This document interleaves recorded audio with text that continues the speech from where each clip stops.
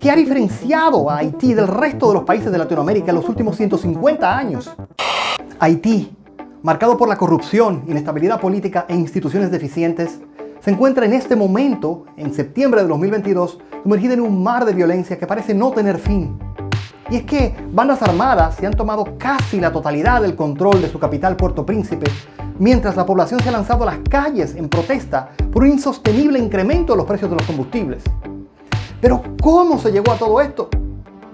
Te invito a que te quedes hasta el final de este video y te voy a contar cosas de Haití que no conocías, para que entiendas cómo llegó una de las colonias más ricas del Caribe a convertirse en el país más pobre del hemisferio.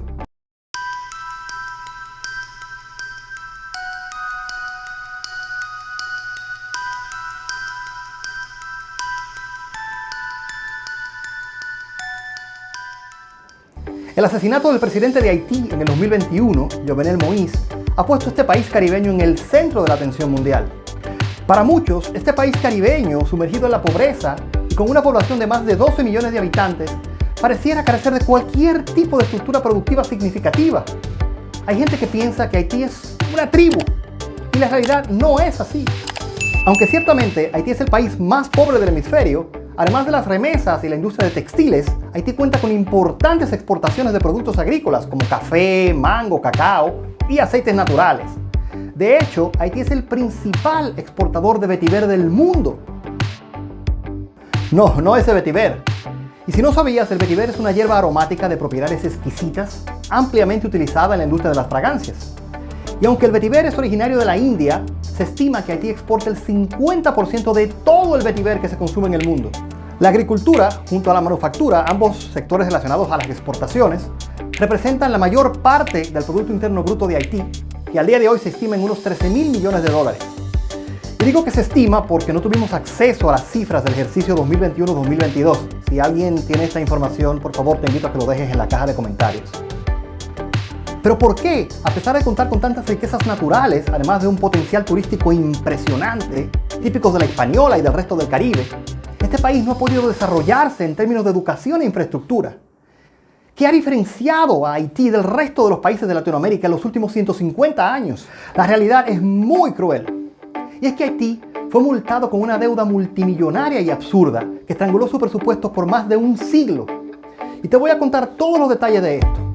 Pero primero que nada, si todavía no te has suscrito, este es el momento correcto de hacerlo.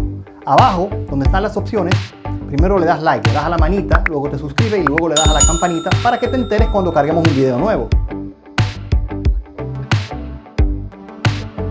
La parte occidental de la isla La Hispaniola, lo que hoy es Haití, declaró su independencia de Francia el 1 de enero de 1804, convirtiéndose en la primera república negra del mundo. Esto no le agradó a los franceses, para los cuales estos territorios representaban una fortuna, especialmente con el negocio de la caña de azúcar. Además de que estos consideraban a esta población como su propiedad, en vista de que fueron traídos como esclavos desde África.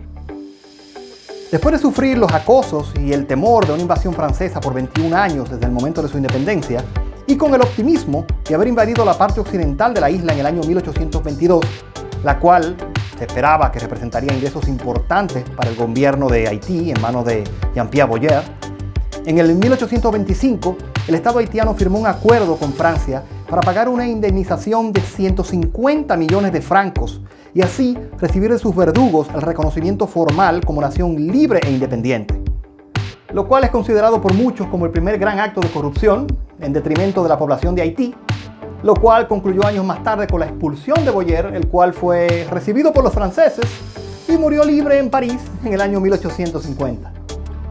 En esta ordenanza, Francia obligaba a Haití a pagar esta indemnización en un periodo de 5 años. Sin embargo, los 30 millones de francos que correspondían al pago del primer año representaban 6 veces los ingresos anuales de Haití en aquel entonces, razón por la cual este tuvo que suscribir un préstamo de 24 millones con el banco francés Pernod et Gandon. Un préstamo de hecho con intereses extremadamente abusivos. Y aunque en 1838 la deuda fue reducida a 90 millones de francos, todavía para finales del siglo XIX esta deuda de independencia representaba cerca del 80% de todos los ingresos de Haití.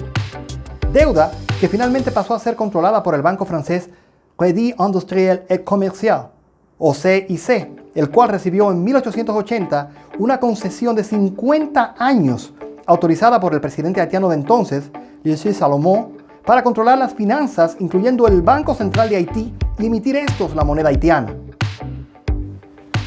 Por supuesto, cualquier actividad comercial internacional que hiciera Haití representaba importantes comisiones para este banco francés que controlaba el Banco Central de Haití. En 1911, el gobierno de los Estados Unidos financió la adquisición del Banco Nacional de Haití para luego, con el objetivo de proteger los intereses de los inversionistas americanos, invadir Haití en el 1915. Invasión que se prolongó hasta el 1935, pero no sin antes haber transferido la deuda del Estado haitiano a inversionistas americanos a través de The Citibank of New York, lo que hoy en día es el Citibank. En el año 2004, economistas estadounidenses y haitianos estimaron esta deuda de independencia haitiana en cerca de 21.000 millones de dólares de ese momento, lo cual para el día de hoy, en el 2022, representaría aproximadamente 33.000 millones de dólares. Y se estima además que esto representó para Haití una pérdida de cerca de 180.000 millones de dólares en crecimiento económico del día de hoy. Es indiscutible los altos niveles de corrupción de la clase política haitiana, desde Jean-Pierre Boyer, Lucius Salomón y un sinnúmero de otros personajes políticos hasta el día de hoy.